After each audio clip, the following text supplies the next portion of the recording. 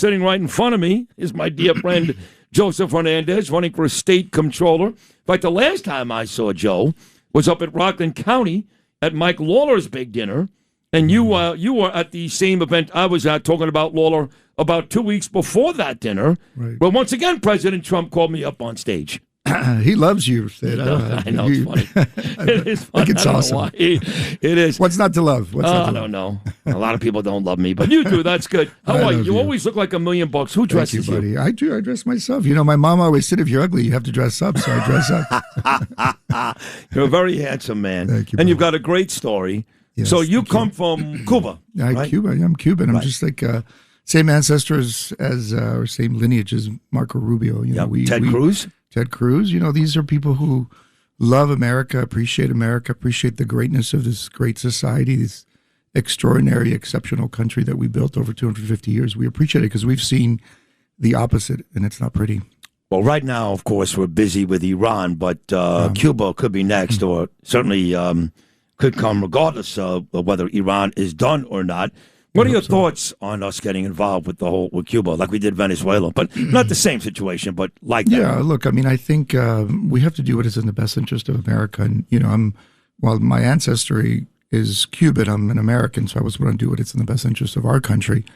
I think, look, we know that there's an intelligence apparatus in Cuba run by the Chinese and the Russians. So, you know, it's an interest that I think is important to America, and I think we need to do something about it.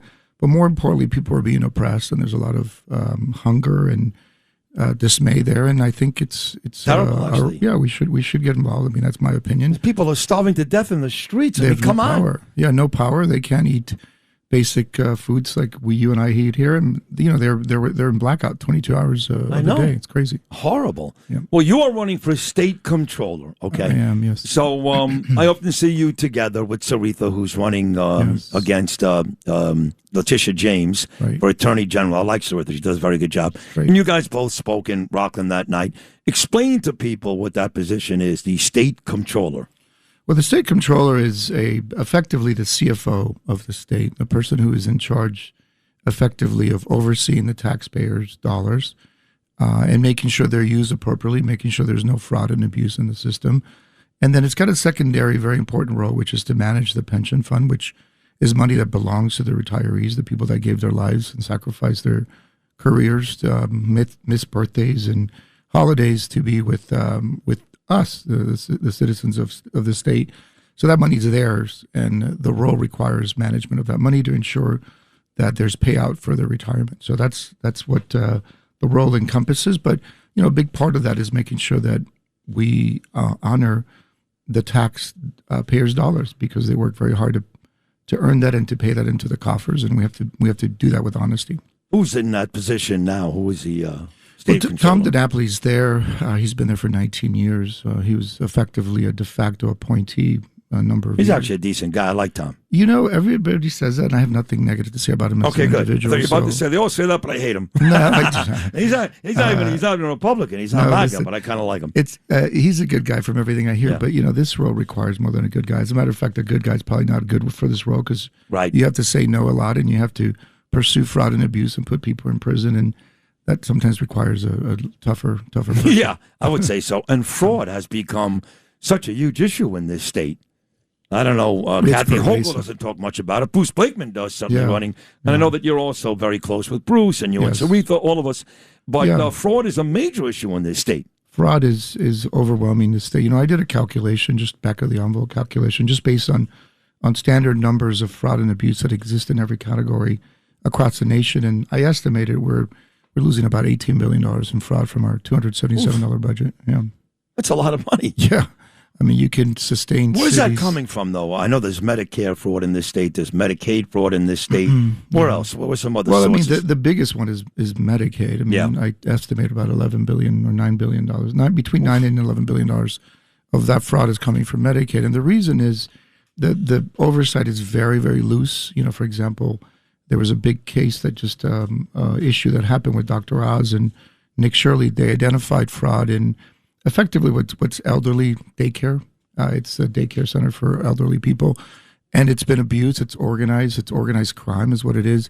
A lot of Koreans and Chinese organized crime families are basically abusing the system. Really? And that's going to get really big. I mean, I think it's just evolving, but the abuse is massive. If there even is a system, sometimes there's nobody there.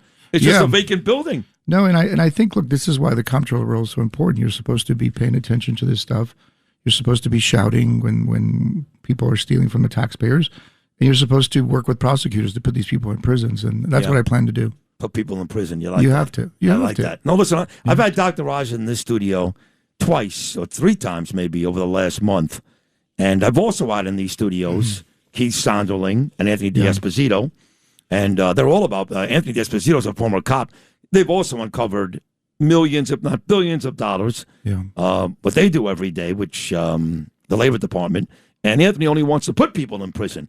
So I like that. There's never repercussions. There's so many stories about all these people, most of the time Democrats, that are doing this, and there's never any repercussions. There's no repercussions. I mean, we have created a society where you can do just about anything and get away with it. I mean, you see that in the criminality in our city.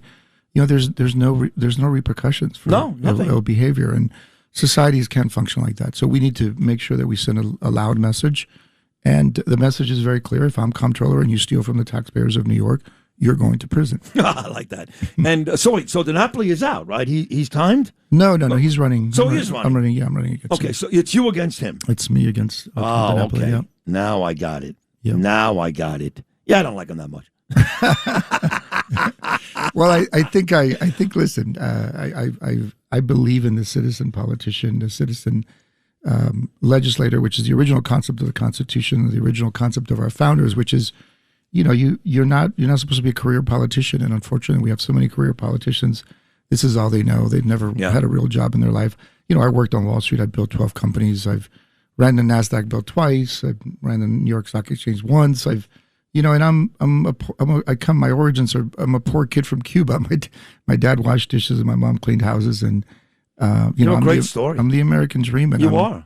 I just want to pay back. You are the American dream. Now you ran for mayor too. I did. Yes, I had you in here. What's that? I had you in here. Yeah, you did. Yeah, you did a great job. I should have won, by the way. You should have won. The city would have been a lot better. You should have won. I mean, you believe what this guy's doing to this city? Insanity. It's crazy, insanity. Right, Joe? Come on. Complete insanity. I am so disappointed that this is the trajectory of our city.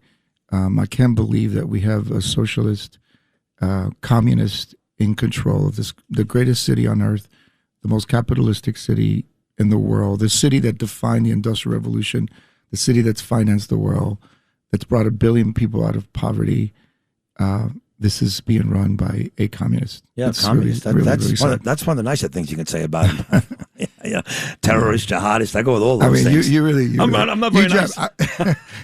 You get in trouble for what you say, so I can't say. Yeah, I don't care. I'm not running for any state office, so not yet at least. I'm going to watch you. You do your thing. You ran for mayor. You run for comptroller. You'd be great. My name has popped up in the mayor conversation. I think you'd be great. Well, I appreciate that. But Trump is up in a couple of years. You and Rubio might be an interesting ticket. Not a bad ticket. Rubio, Rosenberg. I kind of like that myself. Yeah. I don't know. It just seems like such a difficult time, and I give you credit. And again, you're a self-made, huge success. Your life story is an amazing story. Thank you, and you'll be great at whatever position you end up getting. But it's tough out there, man. It is tough. It is tough. But you know what? This exceptional country wasn't built easily. It took a lot of sweat and tears from people who believed in the concept of America. I believe in the concept of America. I am a byproduct of. I love this country. You do. You really do. This is. I can't serve in the military because I'm too old. So this is my service and my repayment of gratitude and everything this country. I mean, this country embraced me when my own country kicked me out. So wow, I'm an American. Do you live in the city? I do. Yeah, I live down in the financial district. Oh, fine. I used to live there. I used to live on 11 Hanover Square. Oh, yeah. I'm kind of close there. You're kind of close there. Well, everything's close to there. Wall Street's down there, and Pier 17. It's really a great place to live. That was the original New York. That's where the first electrical grid was rolled out. That's where Fraunces Tavern. Yeah, George Washington and Thomas Jefferson ate there. It's exactly still there. Right. Yeah, the Dead Rabbit. Who doesn't love the Dead Rabbit? I love that place too. I know it well. Yes. I also love Harry's Italian on Gold Street. Go see Danny Potesh. He's a great guy. Yes, great guy there on Gold Street. They also have a Harry's Steakhouse, which I wasn't a huge fan of, right across the street from my building. So tomorrow night, you and I have an event together. We do. Yes, thank you for coming out. I really appreciate it. And of course, we're inviting our supporters and anybody who's in town and wants to meet you. You're obviously the famous guy in the room. Oh, so. get out of here. You're the guy running for office. I'm just coming to, I have a new jacket. I got to try it out. Oh, perfect. Plus, I love you. I think you're great. Thank you, buddy. Thank you. Don't upstage me, okay? Don't look too good because you always look too good. I never wear a tie. She'll always get me. You don't beat have there. to, man. With a face like that, No, who needs a tie? I had to wear a bow tie on Saturday night to Bedminster to see Trump. I had to wear a bow tie. I was so uncomfortable. All I did was bitch about it for like an hour. I see guys like you wear a tie in the morning. It's no big deal. So it's Dorian. Do you know where that place is exactly? Because I don't. It's Upper East Side. Upper East, okay. I don't know the exact address, but. You know who does a great job is your manager there, Joffrey. I have the greatest staff.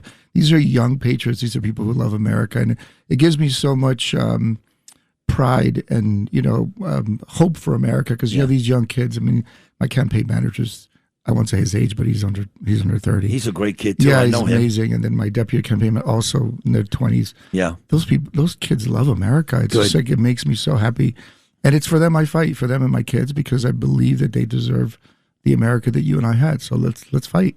I love it. You're a terrific guy. You really are. Buddy. Thank you. You're a terrific guy. Nah, stop it. I will do everything I can in my power to help you win. Thank you, my friend. And it starts tomorrow with our event tomorrow, but we've got a couple of months, so hopefully we'll do a couple of things together. Joseph Hernandez, God bless you. Thank you, buddy. God bless you, and keep up the good fight. I'm cheering you on, man. Thank you. You too. I'll see you tomorrow night, okay? See you, there he is running for state comptroller. Please vote for him. Do me a favor. Do New York a favor. Do the country a favor. Do Trump a favor. Do the damn world a favor, and vote for Joseph Hernandez for state comptroller come November. And come see us tomorrow night at Dorian's. Thanks for listening to Sid and Friends in the Morning. You can hear Sid and Friends in the Morning weekday mornings at 6. If you like the podcast, share it with your friends and listen anytime at WABCRadio.com and download the WABC Radio app. Hit that subscribe button on all major podcast platforms. Plus, follow WABC on social on Instagram, TikTok, Facebook, and X. See you next time for a new episode so you never have to wonder. What the heck is going on here?